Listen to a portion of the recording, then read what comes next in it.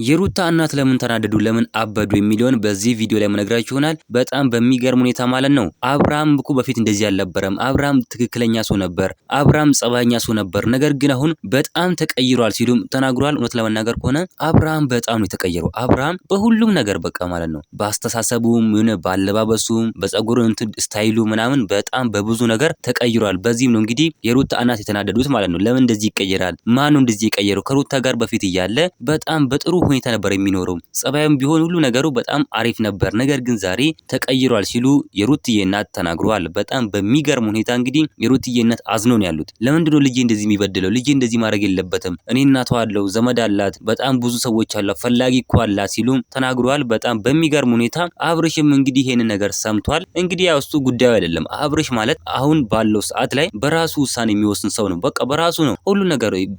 ለሰው ስሜት የሚጨነቅ ነገር የለውም። አብርሽ በራሱ ነው እንጂ ለሰው ስሜት የሚጨነቅ ነገር በጣም ትክክለኛ ነገር አይደለም ብዬ ነው እኔ ማስበው። ትክክለኛ መንገድ ላይ አይደለም አብርሽ ያለው። የሩትዬ እናትም ይሄንን ነገር ነው ያሉት። ትክክለኛ መንገድ ላይ የለም አብርሽ። የሩትዬ እናትም ይሄንን ነገር ነው ያሉት። ወደ ራሱ መመለስ አለበት፣ ወደ በፊቱ ህይወቱ መመለስ አለበት፣ እንደ በፊቱ መኖር አለበት፣ ጸባዩን ማስተካከል አለበት ሲሉም ተናግሯል። ትክክለኛ ነገር ነው የሩትዬ እናት እንግዲህ የተናገሩት። ምንም ነገር አላዳሉም፣ ለልጃቸው ራሱ አላዳሉም። ትክክለኛውን ነገር ኦዲየንሱ የሚያስበውን ኦዲየንሱ የሚናገረውን ነገር ነው እነሱም የተናገሩት እንጂ ምንም አይነት እሱ ላይ ጫና ያደረጉበት ነገር የለም እንላለን። ትክክለኛ ነገር ነው፣ ትክክለኛ መረጃ ነው የሩትዬ እናት ያቀረቡት። በጣም ደስ የሚል መረጃ ነው ያቀረቡት። ይህ ቪዲዮ እሱ ጋር እንዲደርስ ሼር እያረጋችሁ ኮፒ ሊንክ እያረጋችሁ እሱ ጋር ማድረስ ትችላላችሁ። ቪዲዮ ላይክ፣ ቻናሉ ሰብስክራይብ ማድረግ እንዳረሱ። በሌላ ቪዲዮ እስከምንገናኝ በያላችሁበት የዓለም ዳርቻ ሰላማችሁ ብዝት ይበልልኝ። ደህና ሁኑልኝ።